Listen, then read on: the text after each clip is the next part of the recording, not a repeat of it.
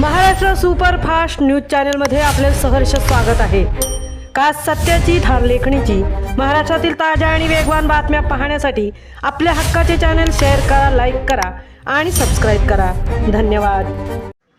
उरणमध्ये औषध विक्रेत्यांचा बंद, सर्व स्तरातून मिळाला पाठिंबा, बंद झाला यशस्वी। ऑनलाईन विक्री होत असलेल्या शेड्यूल औषधांविरुद्ध तसेच तरुण पिढीला सहज डॉक्टरांच्या प्रिस्क्रिप्शनशिवाय उपलब्ध होत असलेल्या नशा येणाऱ्या औषधांच्या ऑनलाईन सहज उपलब्ध होणाऱ्या अँटीबायोटिक्स औषधांचा अनियमित वापर आणि त्यामुळे होणारे रेजिस्टन्सबाबत जनहितार्थ रुग्णांच्या भल्यासाठी 20 मे रोजी पूर्ण भारतभर औषध विक्रेत्यांनी बंद पुकारला गेला होता। त्यास सहयोग म्हणून chemist and distributors association Raigad district CDARDचे अध्यक्ष लीलाधर पाटील आणि जिल्हा सचिव प्रवीण नावंदर यांच्या मार्गदर्शनाखाली जिल्ह्याकडून आलेल्या सूचनेनुसार उरण तालुका केमिस्ट डिस्ट्रीब्युशन असोसिएशन उरण तालुकाने औषध विक्री बंद पुकारला होता।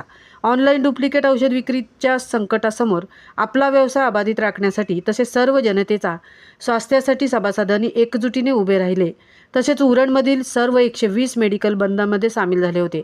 याचा काही अंशी नियमित औषधे हवी असणाऱ्या रुग्णांना फटका बसला, परंतु ज्या रुग्णांना अत्यावश्यक औषधे हवी होती त्यांना औषधे पुरवण्याची व्यवस्था संघटनेचे पदाधिकारी यांनी केली होती। त्यामुळे कुठेही बंदमुळे अत्यावश्यक औषधे हवी असलेल्या रुग्णास त्रास जाणवला नाही।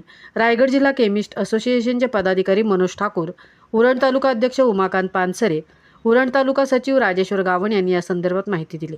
या बंदमुळे काही अंशी रुग्णांची गैरसोय झाली, परंतु पुढच्या पिढीच्या भल्यासाठीची ही नशेची औषधं आणि अँटीबायोटिक्स तसेच विशिष्ट प्रवर्गातील औषधं जे डॉक्टरांच्या प्रिस्क्रिप्शनशिवाय देऊ शकत नाही ती औषधे विक्री ऑनलाईन बंद होणे आवश्यक आहे।